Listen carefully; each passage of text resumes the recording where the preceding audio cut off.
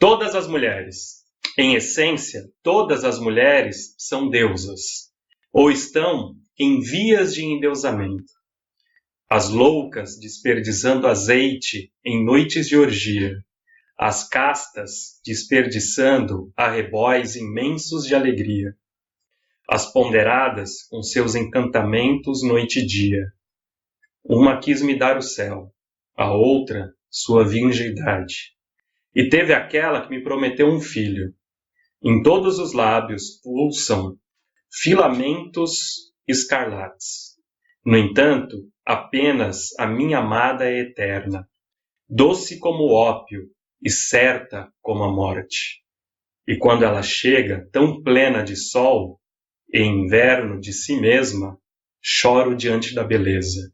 O resto é aniquilamento. Um brinde à poesia de Matheus Machado.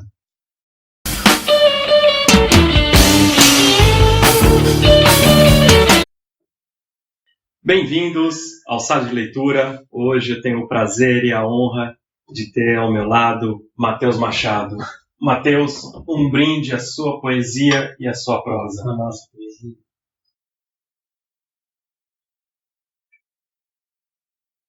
Vamos começar do início, Matheus. Vamos lá. Origami de Metal, seu primeiro livro. Sim. E teve o prazer de ter o prefácio do Tiago de Mello. Conta pra gente um pouquinho do encontro com o Tiago e um pouquinho do livro. Tá certo. Eu conheci o Tiago por volta de 2002, né? E na cara de pau mesmo. Na época ele frequentava a cidade de Itatiba por conta da ex-esposa dele, né? Que a família é toda de lá. Então, algumas vezes por ano ele aparecia por lá. Aí ele, esposa. E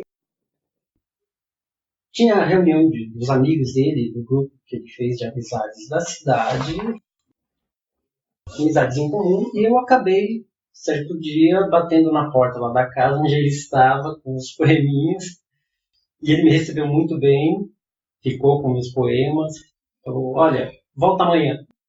E no outro dia eu estava lá e ele, admirado, fez alguns elogios, algumas observações, e ele disse, olha, tem que publicar esse livro aqui, né? Tem que publicar esses poemas. Entrou em contato com o Reinaldo Pontes, da editora Pontes de Campinas, e... Para quem não conhece, o Matheus é de Itatiba, que é município de São Paulo, próximo a Campinas, né? Justo, é a região ali, Campinas, entre Campinas e Jundiaí. Então, e aí o Tiago de Mello começou a fazer essa movimentação com os amigos da cidade, com o editor, vamos lançar esse livro, ele ajudou a bancar, né, financeiramente, correu atrás do pessoal lá para arrecadar dinheiro, não, vamos publicar o livro do Matheus. Isso deve ter sido legal. E aí aconteceu, foi lançado em 2005, com a ajuda, né, todo o apoio dele, ele fez o prefácio, que acaba sendo uma joia dentro do livro, uma joia a mais aí. E foi assim, sempre me incentivou, então eu digo que ele é o primeiro grande incentivador, ou uma das primeiras pessoas que mais me incentivou incentivou o meu trabalho e a própria publicação. Então, o livro, falando um pouco sobre origami de metal, pessoalmente, você olhando, né, hoje, se eu fosse publicar ia mudar muita coisa. O primeiro livro geralmente o primeiro livro, tá?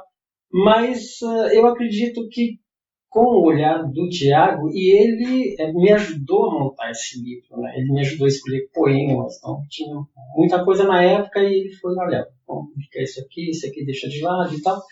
Ele deu alguns pitacos sim, inclusive formulação. Em títulos, formulação. Tem até um poema que a sugestão do título veio dele, né?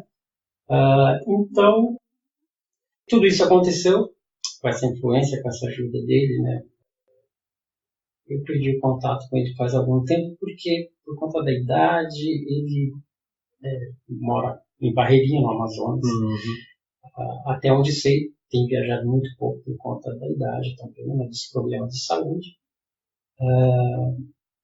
Mas o tempo que nós ficamos juntos, foram entre 3 anos, um pouco mais, tive assim, experiências muito legais assim, com ele. Isso foi por volta de... Entre 2002 a 2005, que foi a publicação do livro, e aí, mais um ano depois, a gente ainda tinha um contato mais intenso.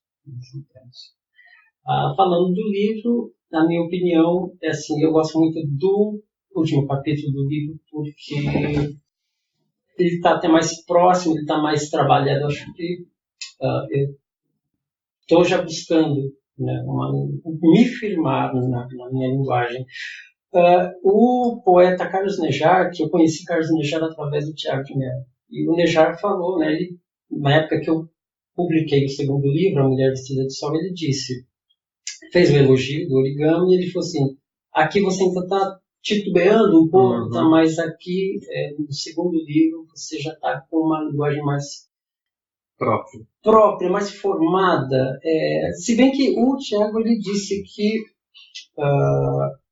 isso ele fala no prefácio, que eu já tenho uma linguagem, um jeito próprio de dizer, um alfabeto, uma linguagem própria, né?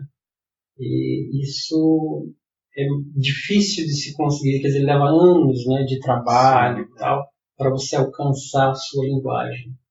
E esse foi um ponto em que o Tiago destacou desde o início.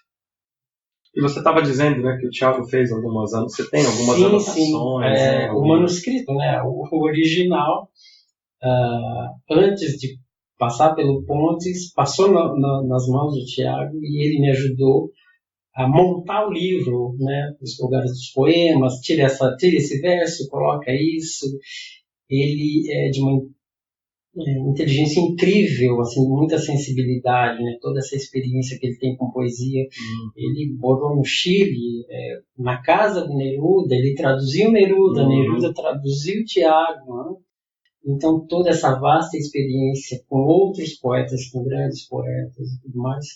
Então você vê aquela sensibilidade de leitura, tradução. Ele traduziu Eliot, ele traduziu outros poetas, tanto de língua inglesa como de língua espanhola, né? Poetas da América Latina. Ele fez uma antologia maravilhosa. Enfim, me incentivou muito. Assim, tenho um carinho, um respeito enorme por ele, assim, uma dívida. O Tiago de Mello foi um dos grandes mestres, assim. Eu li bastante Tiago de Mello, sou admirador da poesia dele. Ele teve um papel muito forte na década de 60, né? Faz Escuro, né? Isso, Faz Escuro no Seu Canto, que virou peça teatral, quer dizer, ganhou o mundo. E outros trabalhos menos conhecidos, mas assim com uma qualidade incrível. E essa sua parceria, essa aí eu tive no meu primeiro livro. No primeiro livro não, tive no segundo com o César. Sim. Um grande mestre. Eu acho que pra gente que tá... É sempre bom, né, ouvir uma outra opinião, sim. Né, sobre o que a gente está fazendo, né, sobre a feitura dos poemas. Para mim foi extremamente importante pelo seguinte, durante muito tempo a minha obra ficou muito isolada. Eu nunca tive contato com outros poetas ou com outros escritores. Ele foi o primeiro, né, poeta, uma grande figura assim que de alguma forma a gente se encontrou e teve essa amizade, né? E então eu fiquei muito ali sozinho, assim, trabalhando sozinho mesmo, né? Sem dividir com outros poetas, com pessoas da minha geração, né? Da minha idade. Então isso foi muito válido. E através dele conheci o Nejar, né? Carlos Nejar, que também Conheci pessoalmente ele, nos encontramos 2 vezes, mantemos algum contato. Tanto que o próximo livro de poesia, o Mitos, que está para ser lançado, o Lejar, ele falou, me manda esse livro que eu quero colocar na minha próxima antologia de poetas contemporâneos, né, da história da poesia no Brasil. Então eu preciso entrar em contato com ele e mandar esse livro. Ele também me ajudou muito no sentido de incentivo, né? Olha, continua escrevendo, tá, de excelente qualidade, né? Então, são essas 2 figuras que eu... E grandes figuras, grandes figuras. E agora que eu comecei aí desde o ano passado a conhecer o pessoal daqui de São Paulo, eu resolvi sair da toca do correio. Mas a gente fala daqui a pouquinho sobre isso. Então, lê um poema pra gente, do Origami de Metal. Ok. Um bem curtinho, das acácias.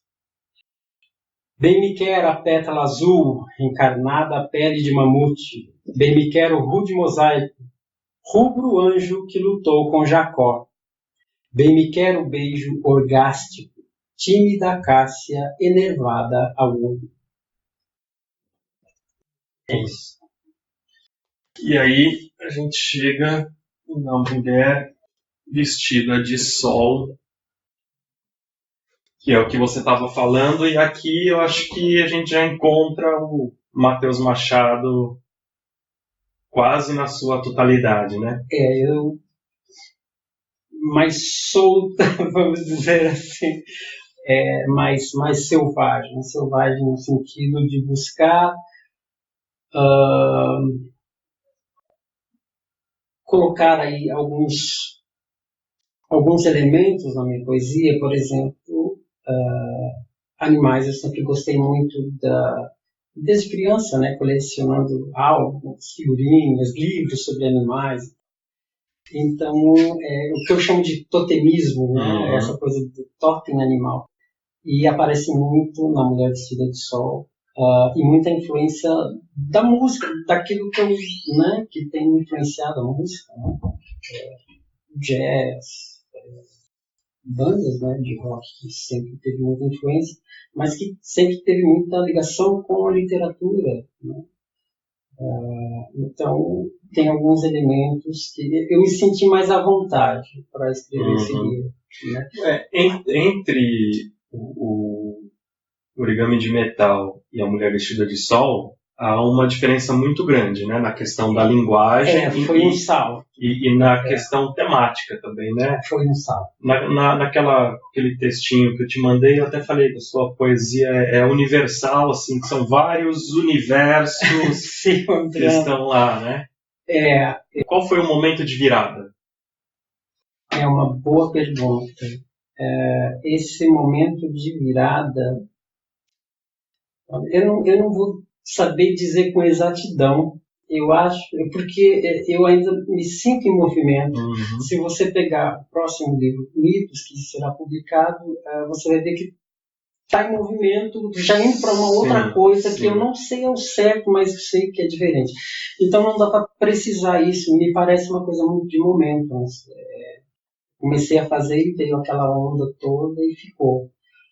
Mas da mesma forma que o Origami, a Mulher Vestida de Sol, eu não penso em fazer, por exemplo, uma segunda edição. Eu faria umas pinceladas de poemas que eu gosto, de poemas que eu acho que tem mais força, e juntaria em uma antologia isso. Mas são coisas que eu penso muito no que eu estou fazendo agora.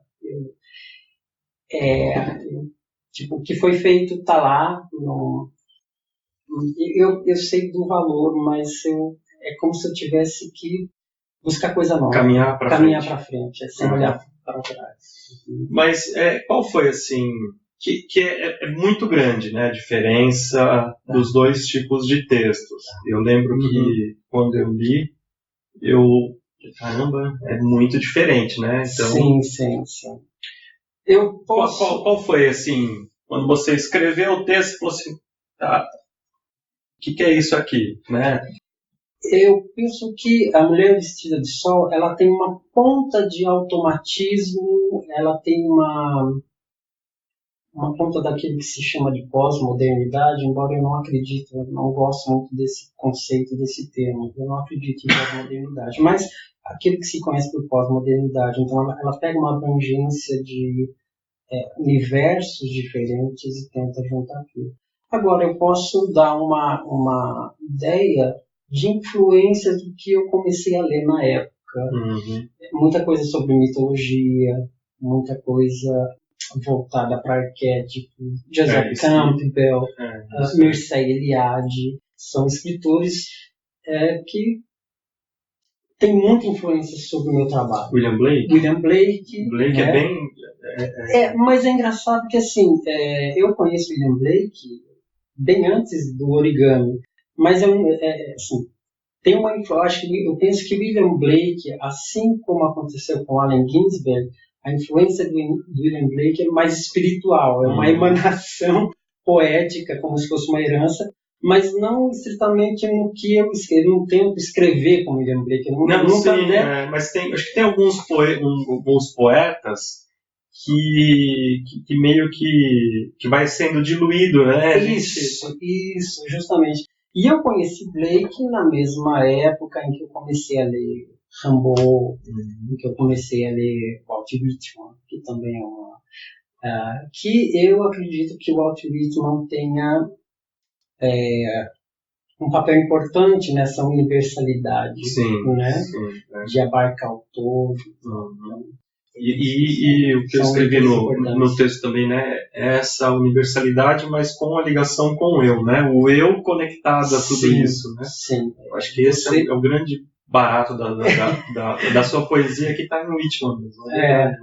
Você entender que você faz parte de uma experiência cósmica, de uma experiência espiritual. Então, eu nunca fui um poeta materialista nesse sentido. Eu trabalho com o cotidiano, mas é um cotidiano que ele se expande de tal forma que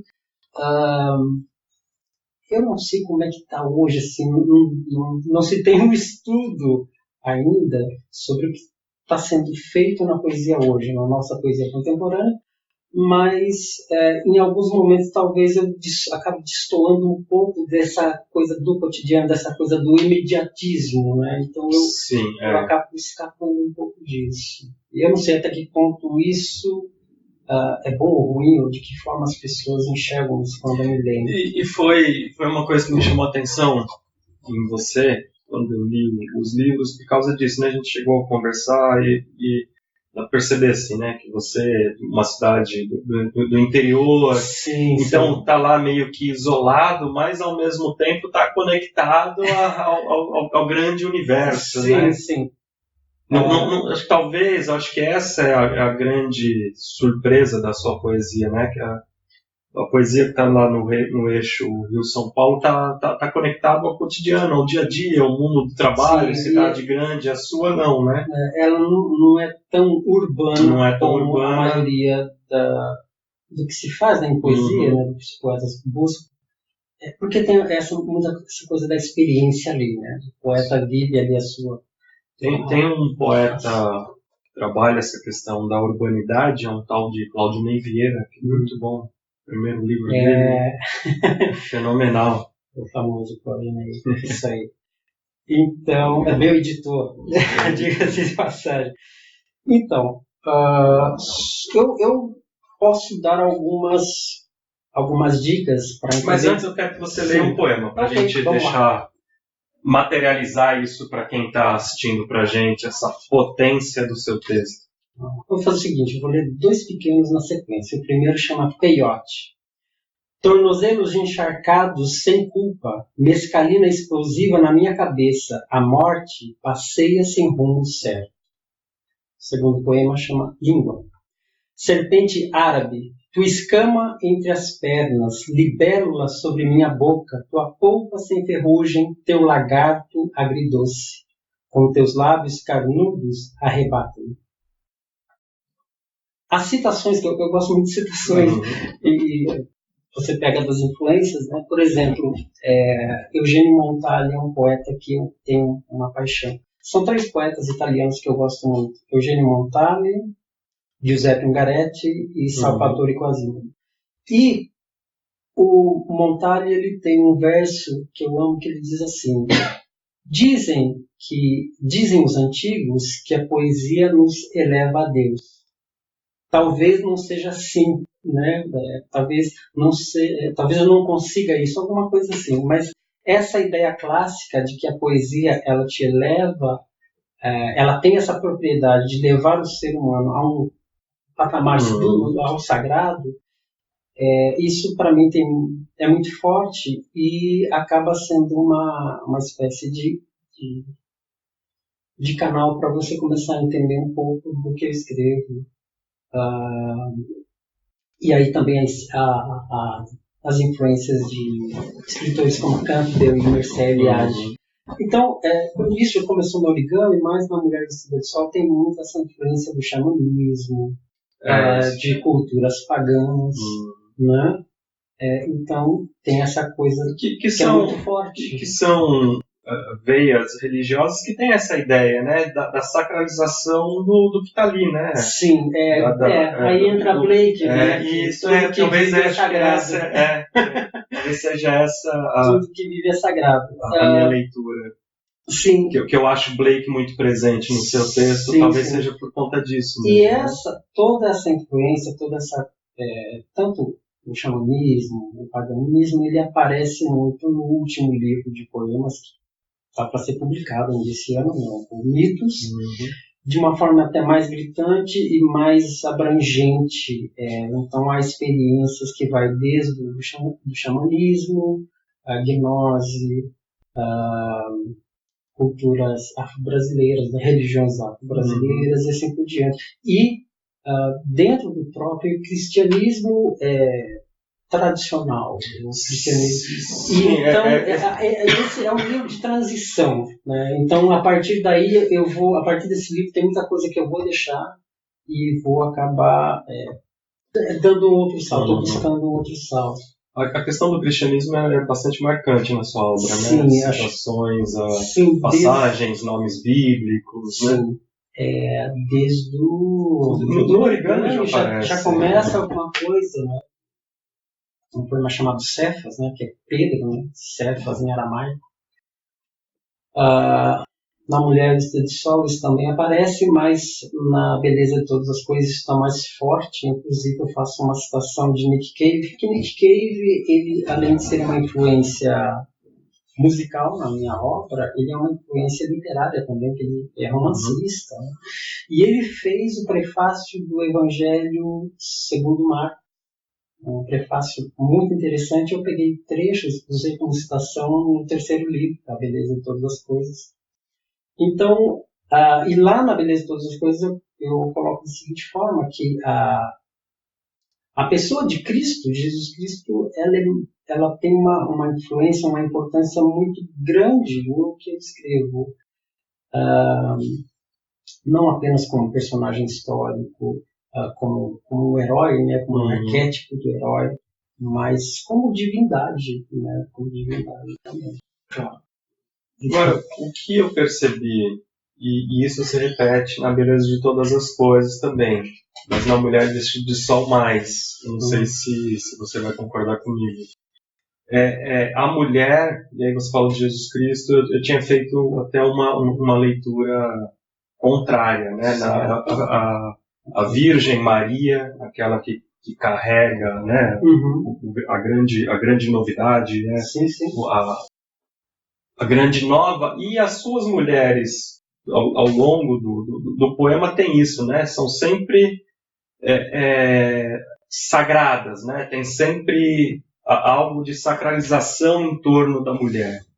Eu vejo que isso ainda continua, mas assim, a ideia básica é o arquétipo feminino, né? O sagrado feminino. Então isso é presente E também vem essa influência de Campbell, novamente, sobre tanto Campbell como Mircea Eliade. Eles dizem que o seguinte, que nas culturas arcaicas, nas culturas primitivas, todo ato, né, era um ato sagrado. Por exemplo, comer era um ato sagrado. Né? Que tudo está envolvendo um ritual. O né? sexo era para eles um ato sagrado. Né? E hoje em dia, o sagrado, na verdade, o homem moderno desacralizou a vida. Então, ele tem essa perda com o sagrado. Tá? Quando entra o capitalismo, aí tudo vira questão monetária, né? Mas não só o capitalismo. Eu acredito que os sistemas que existem hoje, nenhum deles tem uma ligação de fato com o sagrado, com o espiritual. Nós crescemos muito em tecnologia, a humanidade como um todo cresceu muito em tecnologia, mas perdeu muito com esse elo espiritual. E esse elo espiritual tem a ver com o próprio imaginário. Né? Campbell ele dá esse alerta que nós perdemos muito, o homem moderno perdeu muito do seu imaginário. Que tem a ver com a própria questão da palavra, né? Sim, a palavra, o verbo que faz isso, né? Que é capaz de coisa de juntar as pessoas para se passar a contar a história, né? É uma coisa em que eu sempre busquei trabalhar, e daqui por diante acredito que eu vou trabalhar mais a fundo essa questão do verbo, né? Em várias culturas, mas na tradição judaico-cristã, mesmo alguns sistemas como a Cabala dá muita importância ao poder da palavra. A palavra em si. Sim, e eu gosto muito de uma poeta mexicana, a Maria Sabina, que ela dizia o seguinte: eu curo com a linguagem, então é o poder de você curar através da palavra. Tá? E uma das histórias que para mim se torna... Que era, você falou de Jesus Cristo, o grande poder de Jesus Cristo, a palavra, né? E a parábola, que é uma forma de poesia. Tá? Ele era muito metafórico. E outra coisa, essa coisa da palavra, se você pega a história da Torre de Babel, por exemplo, Nimrod construiu a torre, uma das traduções do nome dele é o caçador de palavras, ou seja, ele era um manipulador.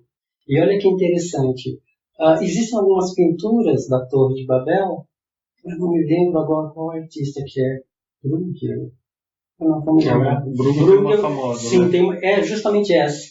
E olha que interessante, se você pegar a imagem, a pintura dele, e se você pegar o Parlamento da União Europeia, é a mesma coisa. Então, alguns acreditam que esse prédio do Parlamento da União Europeia foi inspirado na Torre de Babel. Né? Via Bruegel. Entendeu? Mas é muito interessante essa questão do poder envolvendo a palavra, já que ele era um manipulador. E a história, né, de que era uma língua e depois tudo se desfez em várias línguas. Então, e tem até os registros históricos, sim, né? Isso, sim, né? Tem. O indo-europeu, né? Tem, parece que também. Tem. E outra coisa que tem muita influência e que eu tenho estudado é uma obra de James Joyce chamada Finnegan's Wake, que é um livro assim, extremamente experimental, ousado. Ele é como um oráculo. Assim. E Campbell chegou a fazer um livro sobre